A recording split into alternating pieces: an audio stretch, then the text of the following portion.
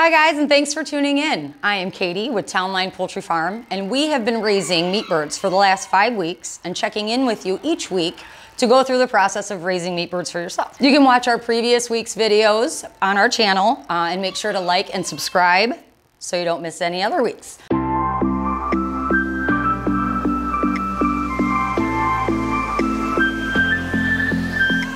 We've got a few weeks to go yet. So like I said, we're on week 5 of raising our meat birds, and we are planning on going to 8 weeks for butchering. You can tell they have grown quite a bit from last week's video. Bill went ahead and weighed one of our birds a little earlier, and they are at about 4 pounds already. I don't totally remember the exact weight from last week, but I believe it was around 2 pounds or maybe a little heavier than that. So just like doubling in 7 days. It's pretty crazy how fast they grow. So I had mentioned that there are different ages in which you can have your birds butchered. We want big, full meat birds. That's why we are raising to 8 weeks with a goal of about an 8-pound dressed bird. Right now, being 4 pounds at live weight, you lose a little bit through the processing process, obviously. But if you were to have them butchered right now, you would end up with about I would say about a 3-pound finished bird.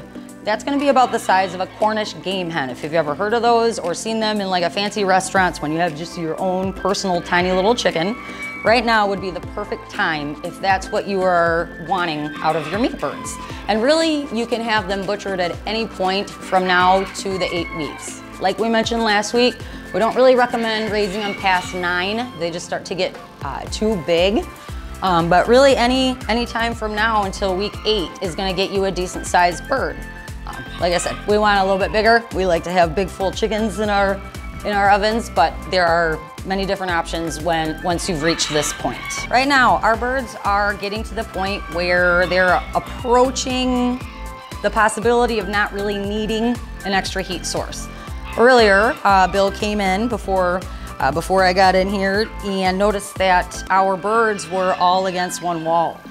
We checked the temperature under our lamp here, and it was way too high for how old the birds are. So we went ahead and raised the stove, adjusted it, and you can tell now that they're pretty comfortable.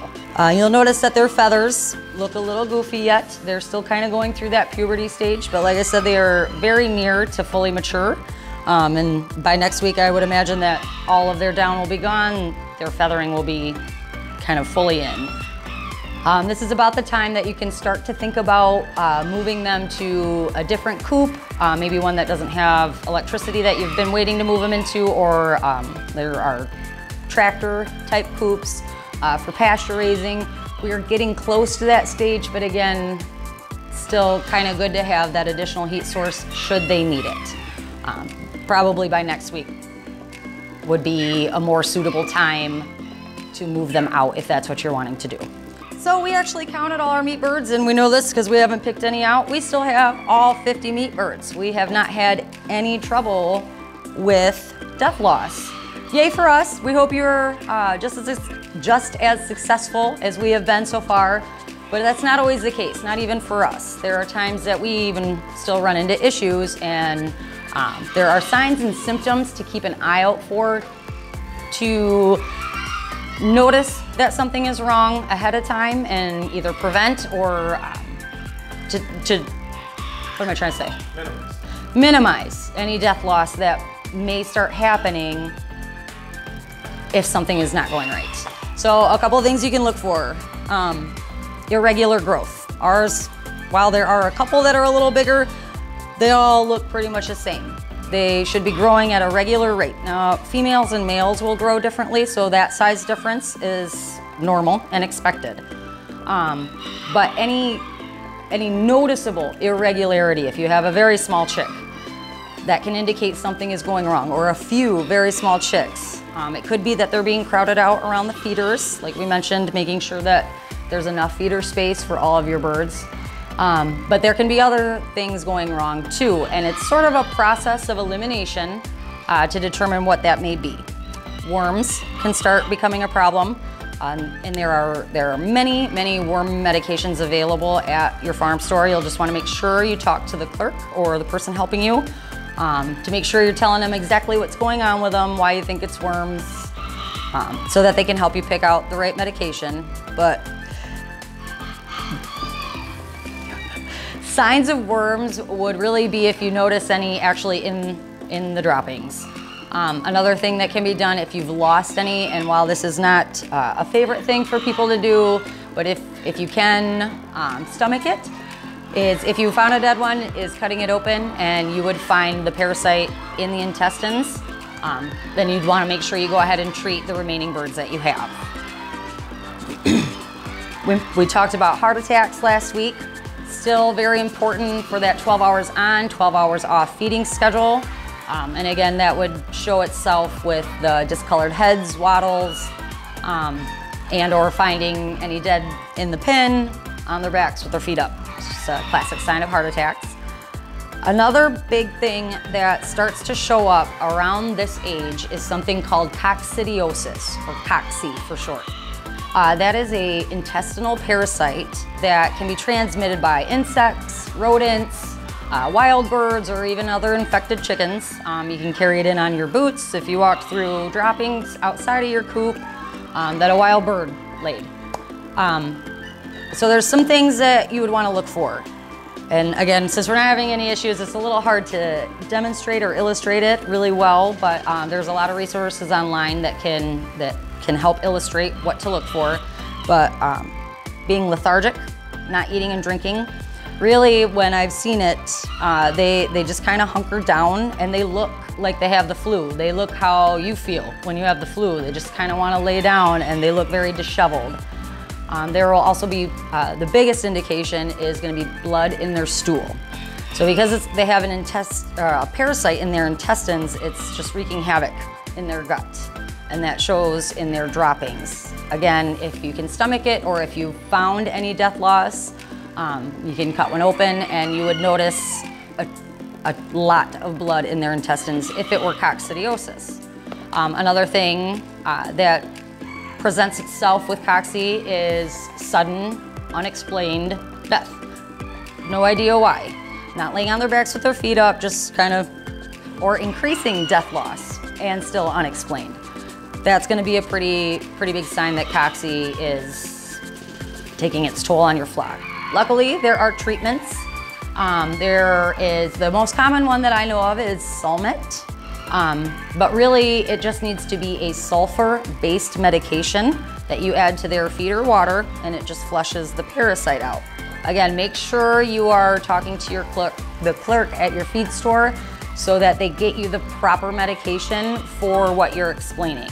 And there are different types too. I know some people, if you're raising organic, may not want an actual medication. There are organic options as well. There's a tremendous amount of information and resources online. You can check the link below for a really great article that we reference for our customers regarding cocci and the treatments and organic options available. And then prevention. Preventing it is obviously going to be the best way to beat coccidiosis. This is a personal preference, and everybody has different opinions and ways that they want to raise their birds. For us, we use a medicated feed, which it's not a medication like an antibiotic. Antibiotics are actually not allowed in feed anymore. So medicated feed contains a coccidiostat, which helps prevent the bird from contracting the parasite altogether. That's what we prefer. Now again, if you're raising organic, that's obviously not going to be an option, but there are still probiotics and different methods that you can use if you're feeding non-medicated feed to help prevent cocci from becoming a problem in your flock. Something very important to mention if you are thinking that you need to treat your flock for coccidiosis. Some medications, whether it's for cocci or really any other poultry disease that you might be running into, have a withdrawal period. What that means is that there is a time frame where it may not be safe to consume the meat or eggs of your chickens. So you want to make sure you're reading your label very carefully before medicating. You know, if we had a butcher date for next week and noticed cocci, we're not going to treat for it because the meat may potentially not be safe to eat within that time frame. Most of the time, sulfur-based medications have a 10-day withdrawal period, but again, very, very important to read the label and follow the instructions carefully. Also, for preventing cocci from happening in the first place or from becoming a problem, coccidiosis tends to thrive in very wet or moist conditions. So, as you can see, our litter is starting to get dirty, it's starting to get pretty soiled. It is not wet, so that's a good thing. But it's time for us to go ahead and clean this out. So for our next week video, you'll notice that our bedding is all brand new. Looks like it did on the first day of our brooding our chicks. So cocci is a little bit more prevalent in the summer months. Again, most likely due to the high humidity, extra moisture, and also a little bit more prevalent when you're raising in an enclosed coop such as ours. And mainly that's just because their droppings are kind of isolated to one area versus pasture raising. They just kind of have more space and aren't within their own bedding so often. But again, lots of ways to prevent it. Definitely treatments available if it's something that you notice. And if you're not sure, if you have questions and you're just having issues with your flock, but you're not sure what's going on, always give us a call. We are more than happy to walk you through some extra questions and just kind of work through that process of elimination to figure out what exactly may be going on with your birds. So that about wraps up week 5. Just some things you can start looking for. It may have already showed up, but this is really kind of the time where problems start to come up. Stay tuned next week to check our weigh-in, check out the maturity of our birds as we get to our last few weeks here. Thanks again for joining us.